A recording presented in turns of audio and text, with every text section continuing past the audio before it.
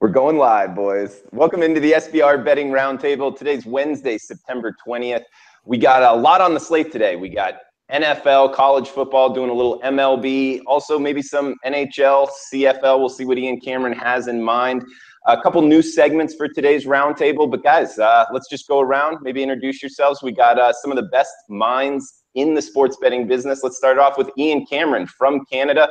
And guys, remember, we got Canada, the US, and Costa Rica covered for your sports betting knowledge needs. Ian Cameron, find him on Twitter at Babano, his work at sportsmemo.com, and all over SBR. Ian, how you feeling today? Oh, I'm feeling great. I mean, it's the part of the sports year that I love the most, with football here, with NHL about to start, CFL winding down, college basketball too, and NBA for that matter. You're going to be here soon too. So it's getting to that busy cycle of the year. Keeps us busy. Not a lot of time to get things done, but hey, you put your pedal down and do the best you can. It's a fun time of year and a money-making time of year, hopefully, for all of us. Well said, Ian. And Donnie Rightside, find him on Twitter at RightSideVP, and his work at DonnieRightside.com, I believe. Donnie, how you feeling about this weekend, man? Feeling good. I mean, week 3 is the time I like to settle in, and I'm really happy to see this card in the NFL because there's a lot of angles that are going to be really fun to play in this situation. There's a couple ball games out there which the public cannot get enough of. We're going to see if we can pick apart, maybe find a couple winners throughout the week on those. But college football's in focus, NFL's in focus. A lot of fun on deck here. Happy to be here with the roundtable with my boys. And Donnie Rightside's partner in crime, Jeff Nadeau, all over SBR as well. We also do a show called the Bet Buffet, or BMOC's Bet Buffet. It's a good one. Comes out tomorrow on college football. But find him on Twitter at Jeff Nadeau, big man on campus. How you doing today, man? I'm doing great, Drew. There's two things I like. There's one thing I like in this world and one thing I don't. The one thing I like is the First Amendment. The second thing I don't like is Clay Travis. We're talking football today on the College Football Roundtable. Hey, BMOC, what'd you think of that boobs comment? Liked it, not like it? What do you think? It was pathetic. Vulgar as always from Clay. No surprise. But a lot of people around the office liked it. So, you know, of course they did. Clicks and everything. But I agree with you. I wasn't a big fan of it. I thought that he could have came on. He's a smooth talker, and he could have just beat the 2 CNN people at that game, but he chose not to. I think we should set up. Crushed them. He crushed them. What are you kidding me? His whole point was going to make a mockery of CNN. Check mark. 12 years old? Checkmate. 12 years old? That's the whole point of CNN. Yes. Oh, my God, he said you don't go on Fox News unless you hate FCC violation. Yeah. Because you don't go on TV and say that. What do you mean? Well, I mean, they wanted to have him on, so who won in that? He didn't ask to go on CNN. They reached out, come on. He's like, watch this. I'm going to make a mockery. I'm going to say the word boobs and watch him go crazy. And then he goes back on Twitter and finds the guy who was so appalled talking about Nicki Minaj's boobs left and right. So I thought it was hilarious. I mean, checkmate, you know? Yeah, CNN and Fox News are like the Hatfields and the McCoys, the Catholics and the Protestants. They're never going to call a truce, those guys. Never. Yeah, never. Hey, guys, we got a bunch of football to get into. Let's start off with the king of it all, the NFL. One thing we notice is I believe there's 10 home underdogs. I know there is a game in London. We'll count it as a home underdog, even though it's kind of not really. But want to go around. What do you guys think? Over under 1.5 of those home underdogs winning outright this weekend. What do you think? Donnie, start us off, man. I mean, it's tough because if you're looking at these games individually, I sort of like some of these home dogs here. But again, they're dogs for a reason. And if you're a dog at home in the NFL, you're obviously not a great football team. Case in point, I mean, Jacksonville, it's not really a home game, but technically they're playing the home dog in this environment since it is their home game. That's a tough one for them to pull out. If we're looking at the Chicago Bears, what do you expect of them? Yes, they played well against Atlanta opening day, still lost the game, got embarrassed versus Tampa Bay last week. We're going to look at the New York Jets. I mean, you think the New York Jets are ready to win a football game? They're just trying to compete in their tanking season overall. If we just wheel it all the way down to some teams that actually have a shot, the Chargers, I mean, hey, it's a division game. The Chargers always play you tough. But they have this kicker who is just garbage at crunch time. And year after year after year, Phillip Rivers just finds himself in 1, 2, 3-point ball games, which they can never win. And then you're going to look at the Washington Redskins, who are a decent football team at home in prime time. But again, you're getting the Raiders, a good football team at night. To actually win these games, spread, a little bit different matter here. Big man, any follow-up on that? I'm guessing you like the under. Yeah, I don't think there's many. I mean, maybe the Colts. I mean, if you know, of course they'll probably close as an. I don't know if they'll close as an underdog. If they do, I think they have a shot. But as far as winning outright, I don't think there's many, to be honest, Drew. I mean, I don't think Detroit could beat Atlanta. I don't think I don't think the Chargers can't win a close game, so I wouldn't put them in there. And the Chiefs might, they're the best team in the league right now, probably. Maybe I could understand maybe Washington. That might be a decent one, but they're another team that it seems like they always lose at home. I don't know why, but maybe one, but I mean that would be if the Colts go off as a underdog or favorite. I don't know where that line will go. I could see to pick them at game time, or maybe they're a favorite. Who knows? Maybe one. Okay, and Ian, are you going over or under 1.5 winning outright? Yeah, it's funny because we always talk before the show, and here I'm thinking, to me, the only team that I could maybe see winning outright's Jacksonville. Well, hold on now. That game's in London, England, so they're not truly a home underdog here in this situation. I'm just used to seeing bottom team, home team, and I'm like, oh, forgot it. I pulled a Homer Simpson there. Didn't get that one right. But really, to be honest with you, I'd have to lean to the under. Could Buffalo beat Denver at home? Potentially. Would I be shocked to see that? No, I wouldn't, but I don't expect that to happen. I don't trust the LA Chargers to win a close game. They never, ever do. And Kansas City's playing well. You look at Oakland against Washington. I've been anti-Washington for the first 2 weeks of the season. I stayed away from betting against them last week against the Rams because that was two bet against teams for me. But this week, I think they're in tough against that Oakland Raiders team, the way Derek Carr and that offense are moving the football. Indianapolis, maybe leave the door open that they can win, as Big Man said, but I think I'd still have to go under 1.5. I just think that these home underdogs this week, maybe they cover, maybe they slip inside a 1 or 2 point loss, 3 point loss kind of thing. But in terms of winning the game outright, I'm having a hard time coming up with two teams in this role. Back around. Donnie, I think you brought up the point of you like some of them with the points. What about just setting the line at 5 even, the 10 home underdogs, including Jacksonville? Would you take over or under 5 of them covering the spread, the ultimate equalizer? I mean, that's pretty much going to be a fact. I mean, let's take a look just on a number standpoint. This card right here, to me, if the common bettor is looking at it, they are licking their chops at this card. I mean, take a look. Dallas, 90% of the tickets, they're a road favorite. Oakland, 90% of the tickets, they're a road favorite. Kansas City, 74% of the tickets as a road favorite. Let's scroll up there. Denver, 90% of the tickets as a road favorite. Miami, 74% of the tickets as a road favorite. That's astounding. That's not going to happen. Easy. Take the over. All right. Over from Donnie. Jeff, what are you thinking? I don't hate that. I don't hate what he's saying. He's probably a good number, though. You're right. That 5 is probably a really good number. 5 is tough. I mean, I could say 3 or 4 probably. Like I can agree with him on Arizona. I could see that coming in. I mean, there's a lot of question marks with Dallas right now. Defensively, they're bad. I mean, I don't think we can fix that overnight. They have question marks on offense right now. I mean, with some of the effort that they're putting in. I'm not really interested in the Chargers. I don't think they're going to cover. The Chargers are just cursed to me, and that home advantage there really is none. I don't see Detroit covering. I don't think they can match Atlanta score for score. Atlanta's defense is much better. There's a couple. I mean, I could see where he's going there, especially off. The 1 o'clock games last week were bad. I mean, the books got crushed, and overall, I mean, the books lost last week. I believe 8-5-1. I think favorites were overall. Yeah, I could see it though. I think he's on the right path. I mean, you still have to remember. I mean, it's only Wednesday, and you're going to get a lot more action coming in. Yeah. Sharp action will come in as well. But yeah, I don't think that's off. I mean, there are some favorites that will win, but there will be a lot more dogs cashing this week than last week, especially with those numbers.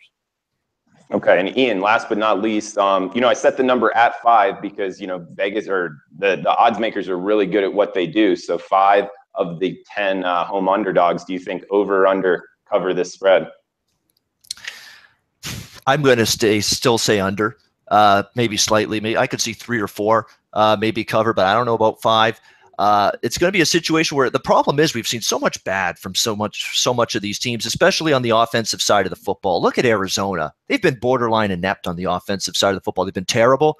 Carson Palmer's looked lost. He's looked like he's had no time to throw the football at times this season. David Johnson, of course, is a huge loss to this offense. We've seen, Larry Fitzgerald not really make a huge impact. I don't trust this receiving core a whole lot. You look at Washington.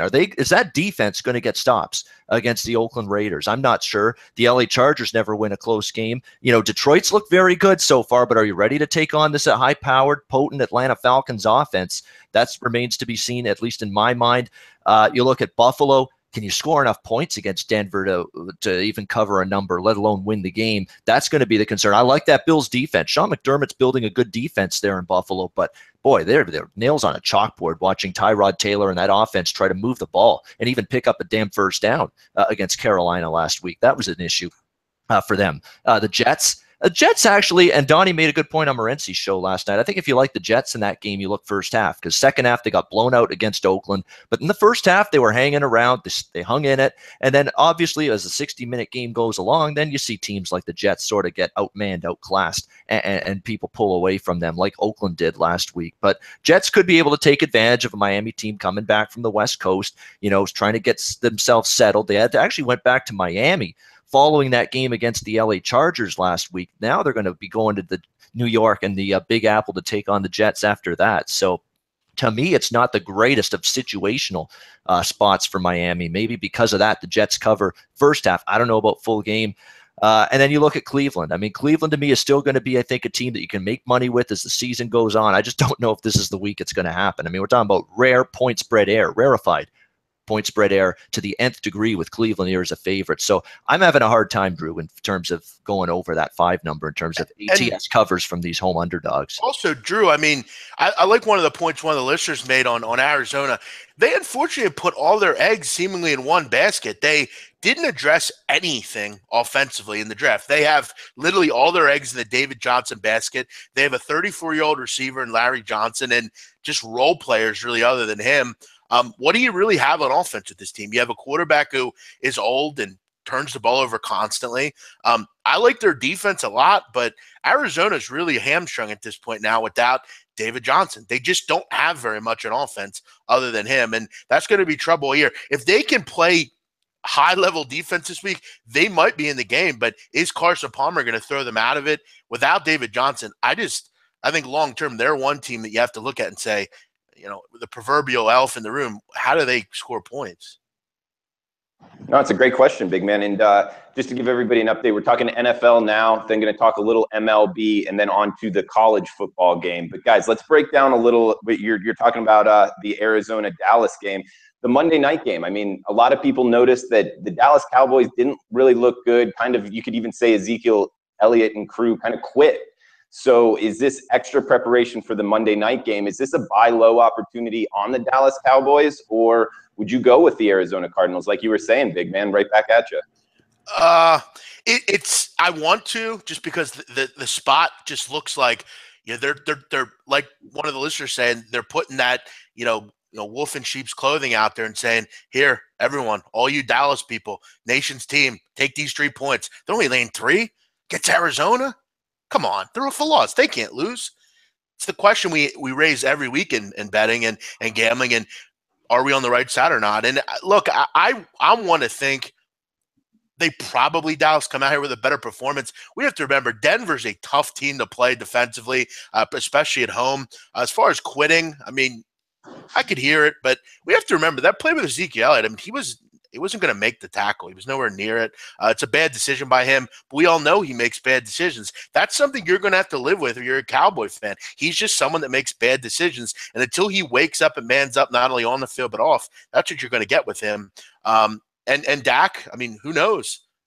Maybe he's cutting back a little bit. They don't get the ball to Des Bryant nearly enough. Their defense is bad. I mean, Drew, that's the problem with this team. Defensively, they're bad, but I don't know that there's a presented problem here this week with an offense that's going to run all over you. So I think it's a better spot for Arizona, but it's the only game on the card Monday night with the nation's team on it. Donnie, I think you know how this situation normally goes.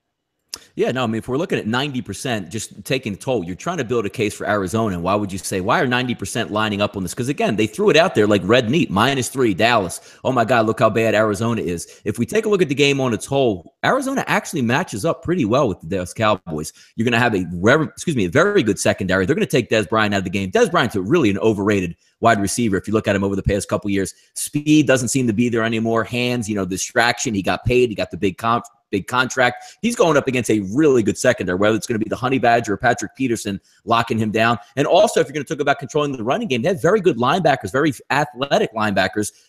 Offensive line advantage obviously is going to go towards the Dallas Cowboys. It's a solid one. Didn't like the way Dak played last week, but if you're trying to build a case for the Dallas Cowboys, there's no better time to back a team is when they're down and kicked in the bucket. When you're getting questioned, when your head coach is questioning your quarterback and his decision making, when everybody in the press is questioning if Zeke quit on the team overall. I do like that angle coming in, but I actually like another play. Instead of taking a side in this one, look at the over-under at 47.5. You have one team that's going to struggle on offense, the Arizona Cardinals in this game. You have another solid defense that's going to take away what you're trying to do best, the running game and also Dez Bryant. I see this as more of a lower scoring type of game. Whether or not you're going to just fade the public and take Arizona, that's a day for another story because I'm really down on the Arizona Cardinals. I don't think they can move the ball and score enough here, which is why I like the under way better in this game than actually taking a side. Yeah, I think you're totally right, Donnie. That's a real good point there. You just don't see where the offense is going to come from outside of Dallas. And with a good defense, a good secondary, you even look at the depth for the secondary for Arizona. I mean, you have Budda Baker, one of the best secondary players in this draft. Reddick coming in, obviously, Kimdichie. I didn't even know Kimdichie was on the Arizona. That's interesting. But yeah, I agree with you totally. That's a great point, Donnie. That's where I would look here. I mean, yeah, Jeff, look at opening night when you had the Dallas Cowboys and the New York Giants. This is actually a similar type matchup. Yeah. Not much offense out of New York with a very good defense. You saw that played out. Very conservative. Nobody's really going to open it up there. Dak's going to do his dink and dunk offense out there. They're going to take away the big plays. They're going to try to run Ezekiel Elliott 4 to 5 yards at a chunk. I see them burning clock. I like to play under here. And as far as real quick, just one other point, and you're not going to have those random punt returns probably either. As far as a comment on the chat about him being 22 years old, listen, there are a lot of 22-year-olds and younger in this league and various other leagues that are doing just fine. They've established themselves as young men and professionals. I don't want to hear that he's 22 years old. That's a cop-out. He knows what he's doing. He needs to surround himself with good people. We can go down that road. But for me, the thing being 22, for me, that doesn't matter. There are plenty of 22-year-olds that have done just fine and don't assault people and beat women and things like that. So for me, yeah, it doesn't matter. I didn't do that stuff at 22. It's all about morals. It's all about off the field. There are plenty of guys that don't do it. I think there's major problems for whoever loses this football game on Monday night. I'm probably not going to get involved. I would I hate being on such a heavy public side. I'd have to lean Dallas at this point because I'm looking at this Arizona team. Bruce Arians has already said John Brown, wide receiver, not likely to play Monday night. Where is that weaponry? I know Dallas is banged up in the secondary. They're really reeling in that secondary. There were defensive backs and safeties dropping like flies last week against Denver, and the Broncos were able to torch them. There's no question about that. And Orlando Scandrick's absence is huge for this Dallas team in terms of their secondary. But does Arizona even have the weapons to fight that and do something to take advantage of that? Look at behind Larry Fitzgerald. You got J.J. Nelson, Jerron Brown. That's not a very good receiving core, to be honest. And Carson Palmer's not been able to get any sort of rapport with them whatsoever. Don't forget Jermaine Gresham, too, tight end, a guy they've counted on. He's injured, too, and banged up. No certainty to play in this game on Monday night. Where are the weapons for Carson Palmer, an aging quarterback to work with, an offensive line that has not been very good so far in pass protection for him? I'm just concerned that he's going to make that one or two bad throw or bad mistake. We've seen it in the Detroit game. We saw it in the Colts game, and Arizona life and death to come back and beat the Colts last week. That was not a great performance by them, with a guy making his first start, Jacoby Brissett, who just recently, of course, joined that Colts team. Not good at all. Not exactly what I would say a step in the right direction, even though Arizona snuck out that game in overtime. So I've got major concerns for Arizona, but there are enough concerns on the Dallas defensive side in terms of their injuries right now to probably keep Dallas in just the lean category for me. I'm not sure I actually pulled the trigger wager-wise on it. All right, guys, good breakdown. Hey, let's also talk the Sunday night game. We got the Oakland Raiders traveling to play the Washington Redskins. Looks like it opened up -3.5, now pretty much -3s across the board at SBR odds right now. Total of 54. Donnie, you want to start us off? How are you looking to bet Sunday night?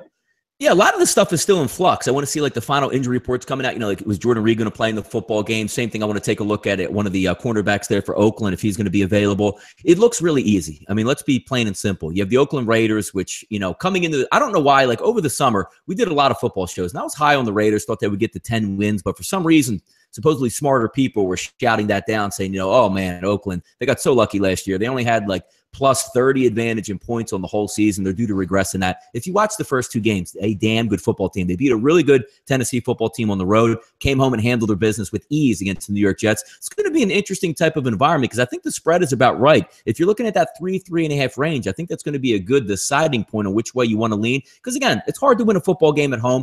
Obviously, Oakland coming west to east, a little bit easier here because it's a night game. You're not going to play that, 1 o'clock game where your body clock's not ready to get into it. That's a little bit of an overhyped stat as it is. But being in a primetime game, Oakland's going to be ready to play.